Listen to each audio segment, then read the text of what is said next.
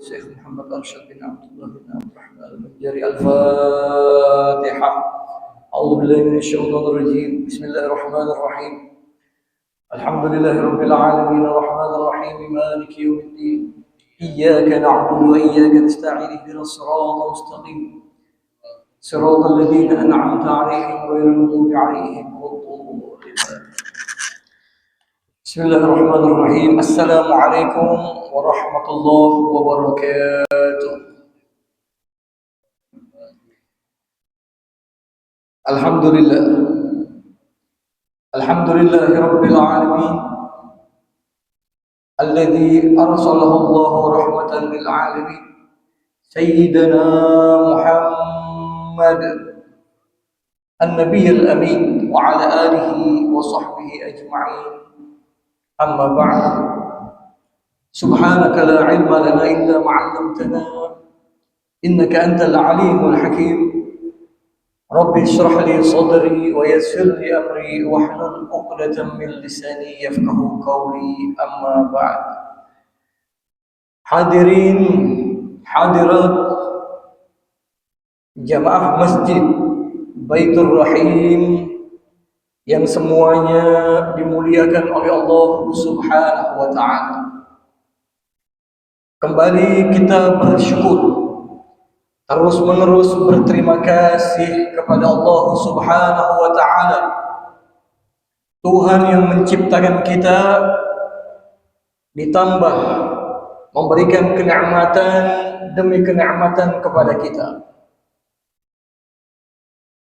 Yang mana di antara kenikmatan tersebut, kita semua dijadikan umat Nabi besar Muhammad sallallahu alaihi wasallam.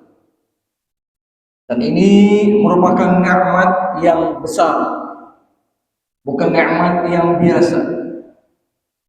Sebagaimana pembahasan kita sebelumnya di dalam kitab Sabilul Muhtadin, yang sebentar lagi kita akan teruskan kajian kitab tersebut, bertabarrukan mengharap keberkahan daripada ulama kita, ulama Banjar, ulama seluruh dunia, kasih Allah Subhanahu wa taala, Syekh Muhammad Arsyad bin Abdullah Al-Banjari, atau biasa kita kiau, biasa kita panggil Datuk Kalampayan. Di mukaddimah awal, apa itu mukaddimah? Pembukaan. Kalau di dalam bahasa Inggris, opening.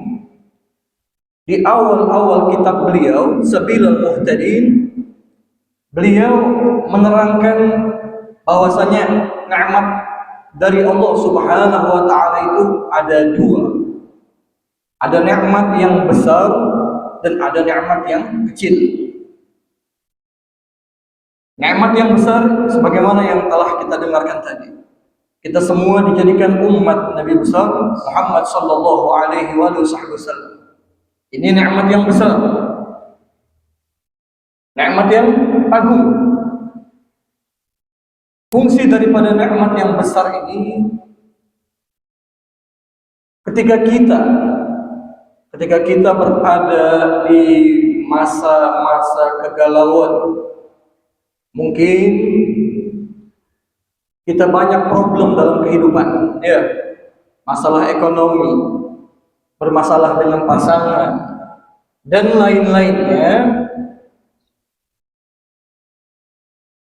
Maka dengan kita mengingat nikmat besar ini, itu otomatis masalah kita akan berkurang atau mungkin hilang, karena kita mengingat berada pada nikmat yang agung, yang besar diberikan oleh Allah Subhanahu wa taala. Keadaan kita mungkin tidak stabil, tidak baik, terlalu banyak masalah ini dan itu. Kemudian kita ingat, tetapi aku ini, ulun ini adalah umat Nabi besar Muhammad sallallahu alaihi wasallam. Maka dengan mengingat nikmat besar tersebut, masalah kita menjadi ringan. Menjadi ringan. Mengapa? Karena nikmat yang kita rasakan yang kita dapatkan dari Allah itu terlalu besar. Jadi problem apapun kita, semuanya menjadi kecil selama kita menjadi umat Nabi besar Muhammad sallallahu alaihi wa alihi wasallam. Itu penting. Dan nikmat-nikmat yang kecil itu seperti apa? Pian guring, itu nikmat kecil. Pian makan, itu nikmat yang kecil. Pian berjalanan, beunjun, ya, itu nikmat yang kecil semua yang pian merasakan. Tetapi nikmat yang besar, kita semua dijadikan umat Islam oleh Allah Subhanahu wa Ta'ala. Dijadikan orang-orang yang beriman kepada Allah Subhanahu wa Ta'ala dan dijadikan sebagai umatnya Rasulullah sallallahu alaihi wasallam. Maka perlu kita ingat dan renungkan kenikmatan itu semuanya. Agar apa? Agar kita menjadi hamba yang selalu bersyukur kepada Allah Subhanahu wa Ta'ala.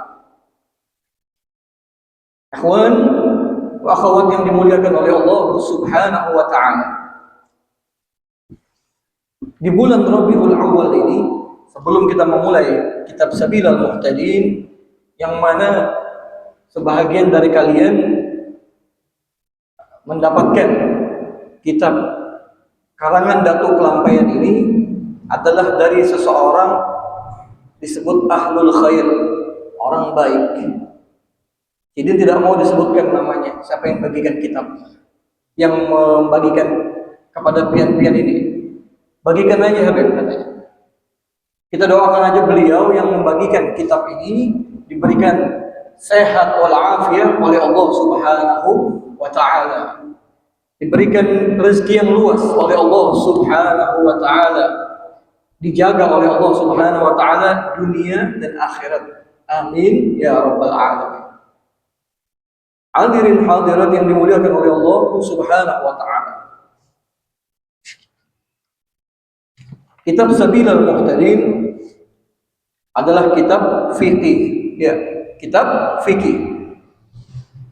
Ilmu fikih, yang mana ilmu fikih adalah ilmu yang wajib kita pelajari, bukan sunnah, tapi wajib. Siapa yang tidak mempelajari ilmu fikih, maka ia akan mendapatkan dosa. Kenapa? Karena fikih adalah ilmu yang wajib. Dan saat ini kita berada di majelis ilmu fikih yang kita pelajari di waktu maghrib Isya, waktu yang penuh dengan keberkahan di masjidnya Allah Subhanahu wa Ta'ala. Kitab tersebut berjudul Sabilal Muhtadin, yang mana kita sudah masuk pada muqaddimah awal, masih pembukaan awal. Sampai mana kita? Di halaman 2 yang paling bawah, yang fayaqulul faqir. Mungkin nanti ke depannya pian membawa pulpen atau pensil, ya, atau yang memiliki meja, bawa sekalian mejanya. Atau memang kalau sudah disediakan meja atau rehalnya, maka gunakan untuk lebih lagi fokus, atau bisa kita disebut layak di dalam menuntut ilmunya Nabi Muhammad sallallahu alaihi wasallam. Jadi ada keseriusan, ya, serius dengan alat-alat yang ada untuk mempelajari ilmu agama. Salah satunya ada kitabnya, ada penanya, atau ada buku catatan kecilnya. Tetapi kalau tidak punya, tidak masalah, yang penting duduk hadir dan mendengarkan. Pada halaman kedua yang paling bawah, ya, yang paling bawah, wa ba'du fayaqulul faqiru ila maulahul kabir al-mu'tarifu bid-dunubi wa taqsir Muhammad Arsyad bin Abdullah al-Banjari ghafara lahu walil muslimina rabbuhul bari. Inna kitab al-alim al-fadil Al-Syekh Nuruddin Ar-Raniri al-musamma bisiratil mustaqim fil fiqhi ala madhhab al-imam Syafi'i min ahsanil kutubil mutarjimati bil lughatil jawiyah lianna masailahu ma'khudatun min iddatil kutubil fiqhiyah la siyama annahu mustamilun ala an-nusus wan nuqul wa min samma intafa'a bihi an-nas wa talaqawhu bil qabul jazallahu mu'allifahu bi mahdi fadlihi jazil as-sawab wa askanahu a'la faradisi jannati yaumal ma'ad. Nah, pian perhatikan di kalimat wa aksanahu itu ada kekeliruan, kafnya diganti huruf sin, jadi dibalik aja. Huruf kaf pindah ke huruf sin, jadi askanahu, ya. Wa askanahu a'la faradisi jannatihi yaumal ma'ab. Jadi ada kesalahan sedikit, yang mana itu adalah hal yang biasa. Adapun kemudian daripada itu, maka berkata seorang fakir yang sangat berkehendak kepada Tuhan yang Maha Besar. Di sini yang berkata seorang yang fakir adalah Datuk Kelampaian sendiri. Beliau mengatakan diri al-fakir. Al-fakir di sini bukan al-fakir ilan nas, bukan fakir kepada manusia, tetapi al-fakir ilallah. Ya, memerlukan Allah Subhanahu wa taala. Ini pengajaran pertama dan terus menerus daripada Datuk Kelampaian kepada pendengar. Yang mana beliau sangat berharap kepada Tuhan yang Maha Besar, yakni Allah Subhanahu wa taala. Penuh dengan harapan kepada Allah Subhanahu wa taala. Yang mengakui ia dengan dosa dan taksir. Kemudian tidak hanya sampai di situ, Datuk Kelampaian itu mengakui ia akan dosa dan taksir, kekurangan. Sekelas beliau masih mau i'tiraf, mengakui diri penuh dengan dosa, kekurangan. Padahal beliau adalah orang yang ahli ilmu, ahli ibadah, dekat dengan Allah, dekat dengan baginda Nabi Muhammad sallallahu alaihi wasallam.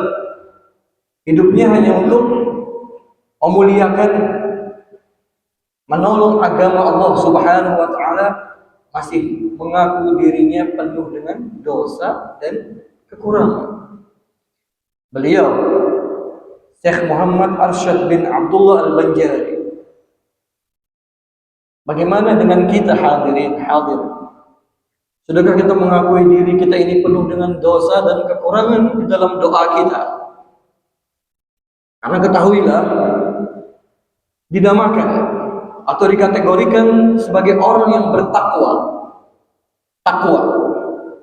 Ketika ia terus-menerus merasa rendah, merasa hina di hadapan Allah Subhanahu wa taala saat ia beribadah kepada Allah, saat ia berdoa kepada Allah. Sebagaimana yang dilakukan oleh Datuk Kelampaian. Makanya mukaddimahnya saja sudah sangat besar efeknya kepada pendengar. Sudah sangat besar pengaruhnya kalau kita menjadi pendengar yang baik, yaitu Muhammad Arsyad anak Abdullah. Beliau sendiri Muhammad Arsyad anak Abdullah bin Abdullah, di dalam daerah negeri Banjar, Bangka gitu ya, Kalimantan. Banjar. Ada seorang ulama yang sangat alim, yang sangat luar biasa keilmuannya, akhlaknya, yang mana dengan nama beliau tersebut, keilmuan beliau tersebut, nama Banjar ini menjadi harum. Ini kalau tidak ada Syekh Muhammad Arsyad Al-Banjari, ini mungkin Banjarmasin biasa-biasa saja. Biasa-biasa saja. Menjadi harum nama Banjar, Kalimantan, khususnya Kalimantan Selatan, karena diiringi dengan harumnya nama Datuk Kelampaya. Karena nama beliau ini harum bukan hanya di Indonesia saja, ya. Mekah tempat beliau belajar, Madinah, bahkan di negeri-negeri ASEAN, Singapura, Thailand, dan semacamnya, nama beliau ini masih harum sampai sekarang. Maka kita bersyukur, bahagia dan bangga memiliki ulama seperti Datuk Kelampaya. Hadirin hadirat yang dimuliakan oleh Allah Subhanahu wa taala, maka mudah-mudahan kiranya mengampuni baginya dan bagi sekalian orang Islam. Nah, Islam itu ditambahin orang Islam, Tuhannya yang menjadikan sekalian alam. Beliau mengharap mudah-mudahan, kata beliau, kiranya Allah itu mengampuni diri beliau dan orang-orang Islam, kita semua didoakan oleh Datuk Kelampaya, didoakan oleh Syekh Muhammad Arsyad Al-Banjari, didoakan oleh ulama kita, buat orang-orang Islam semuanya. Kita teruskan bahwasanya kita seorang alim yang lebih, yaitu Syekh Nuruddin Ar-Raniri. Nama negerinya atau kitabnya yang dinamai ia dengan As-Siratal Mustaqim pada ilmu fikih atas madhab Al-Imam Syafi'i radhiyallahu anhu, daripada yang sebaik segala kitab yang dibahasakan dengan bahasa Jawi, karena bahwasanya segala masalahnya diambil ia daripada beberapa kitab fikih yang berbilang-bilang.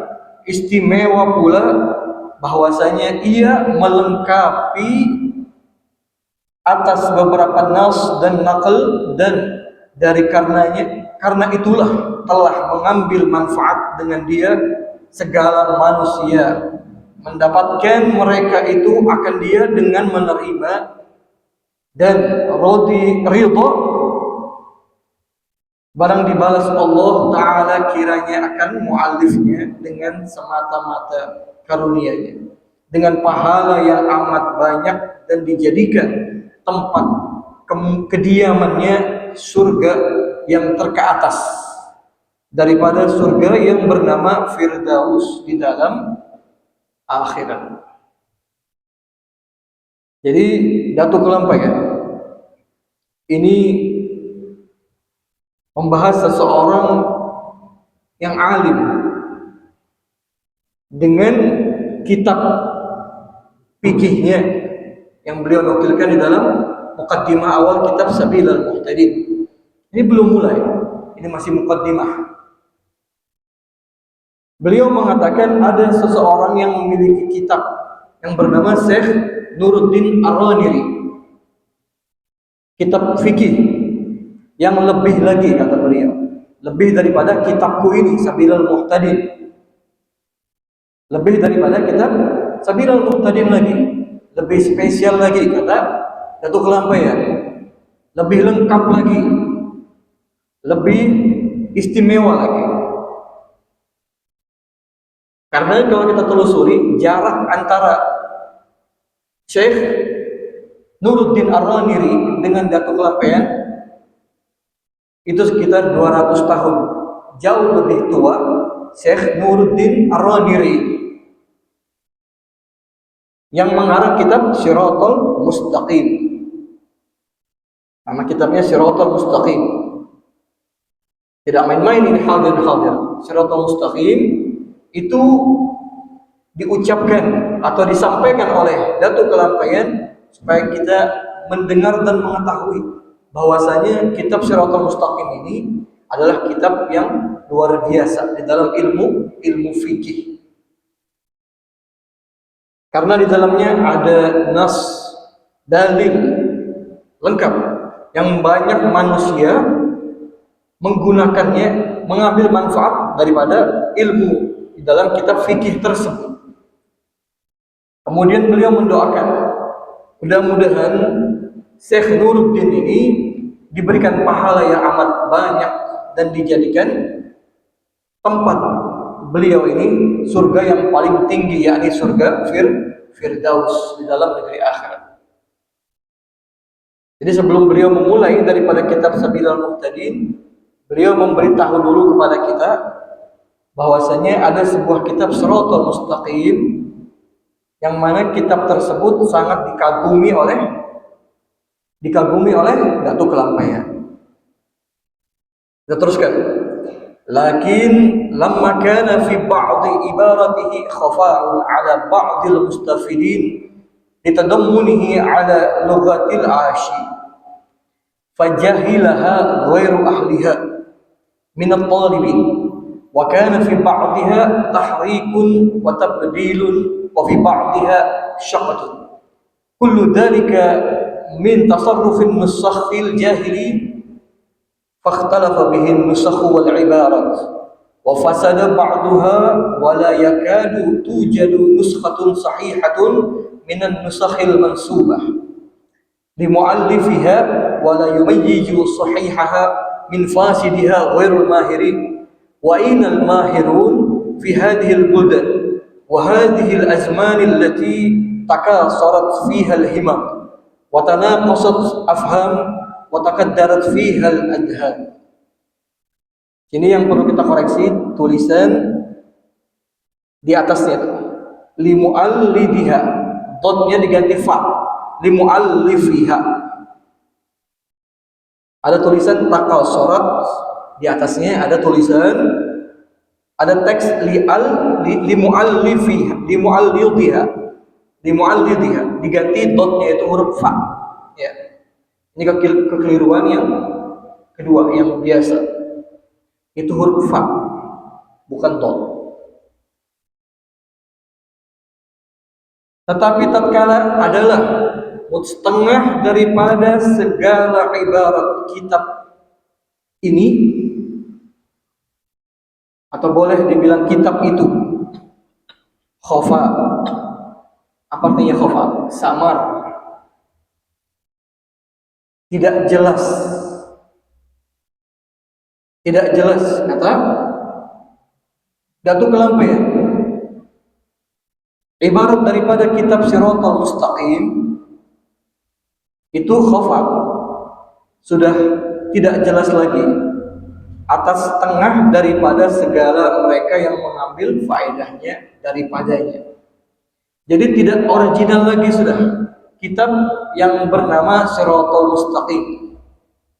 Kalau pian perhatikan di bagian pojok kanan nih, sudut-sudut kanan ada tulisan Bismillahirrahmanirrahim. Nah itu kitab Shiratal Mustaqim.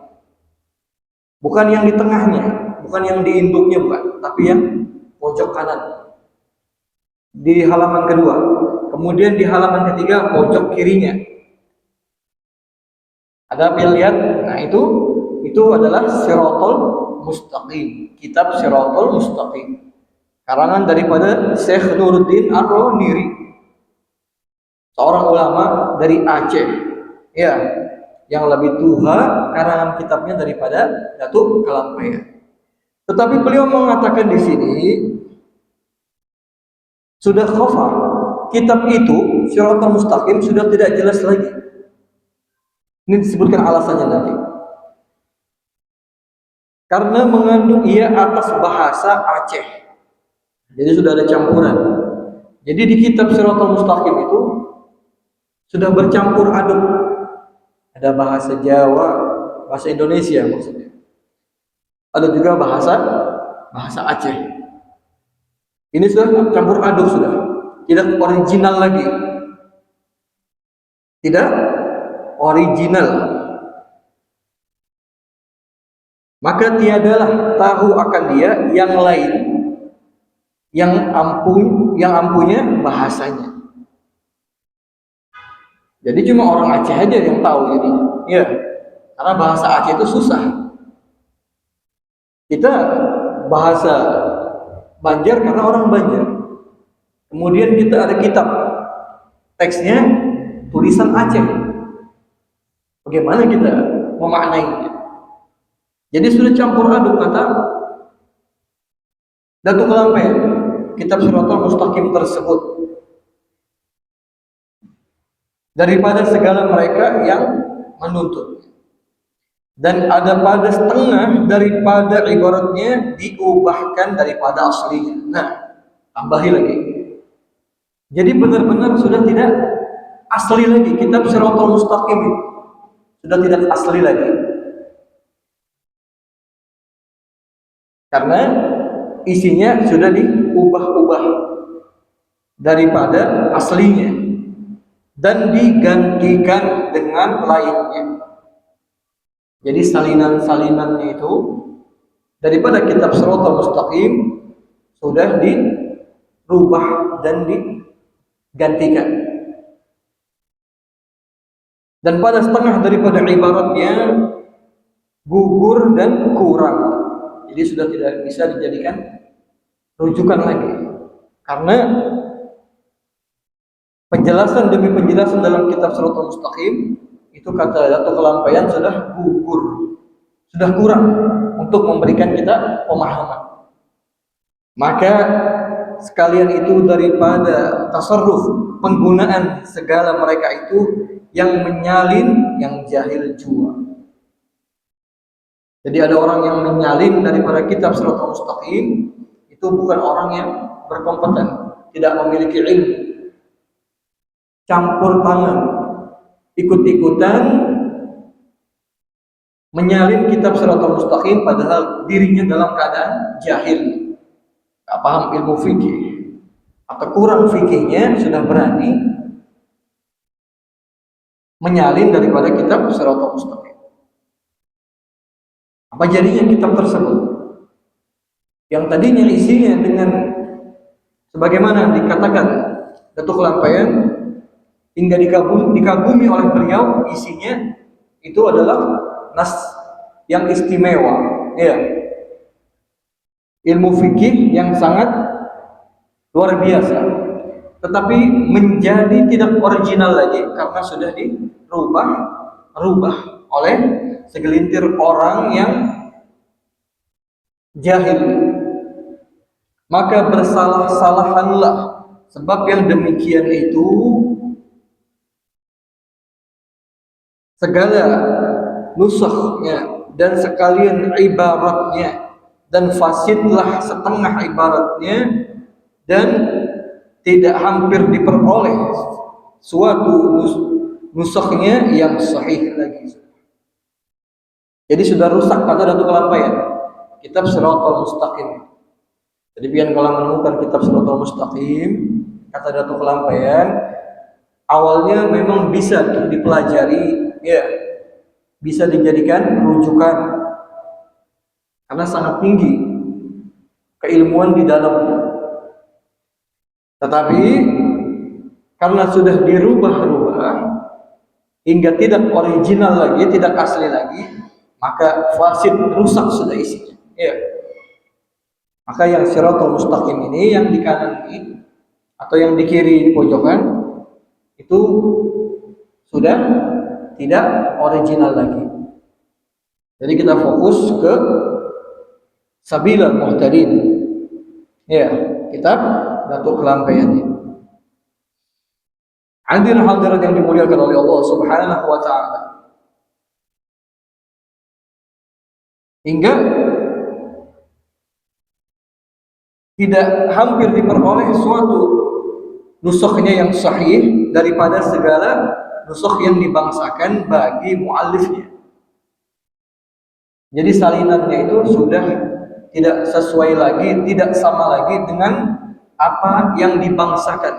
yang dikarang oleh muallif aslinya, Syekh Nuruddin Ar-Raniri. Sudah tidak sama lagi, sudah beda, sudah beda.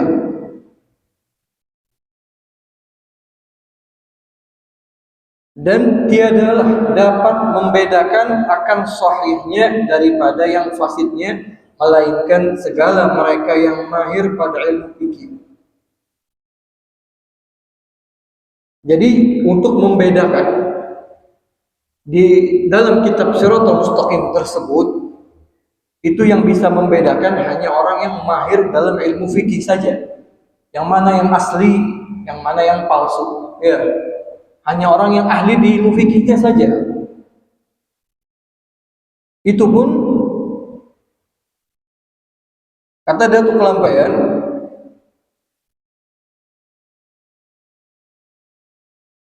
dan dari mana juga diperoleh segala mereka yang mahir di dalam sekalian negeri jauh. Di dalam negeri jauh. Di mana lagi sudah katanya ada orang alim yang di masanya itu bisa membedakan kitab Shirathul Mustaqim, yakni di teks di dalamnya, isi di dalamnya itu yang mana yang asli atau palsu. Dan di dalam segala masa ini tersingkat di dalamnya sekalian himmah, dan berkurang segala paham, dan keruh di dalamnya segala dihnin. Nah itu lagi dirubah, itu bukan roh ya, itu nun. Segala dihin itu bahasa Arab, artinya pemikiran, otak, pemikiran. Jadi bukan dihrun pakai roh, tapi pakai nun. Jadi rohnya diganti nun. Beliau mengatakan di masa tersebut, di masanya beliau itu tersingkat di dalamnya sekalian himmah. Maksudnya tersingkat di sini kurang, ya. Sangat minim di dalamnya yang namanya himmah. Himmah itu apa? Himmah itu semangat, ya. Semangat untuk mempelajari ilmu kurang. Dan di dalam sekalian dan berkurang segala paham. Nah, juga pemahaman di masa itu juga sama. Himmahnya kurang, pemahamannya juga kurang. Dan keruhlah di dalamnya segala pemikiran. Jadi tidak ada di masa tersebut, kata Datuk Kelampaian, orang yang bisa membedakan di kitab Shirathul Mustaqim tersebut yang mana yang asli, yang mana yang palsu. Tidak ada lagi. Karena sedikitnya semangat di dalam belajar, sedikitnya pemahaman ilmu agama dan pemikiran yang keruh di masa tersebut.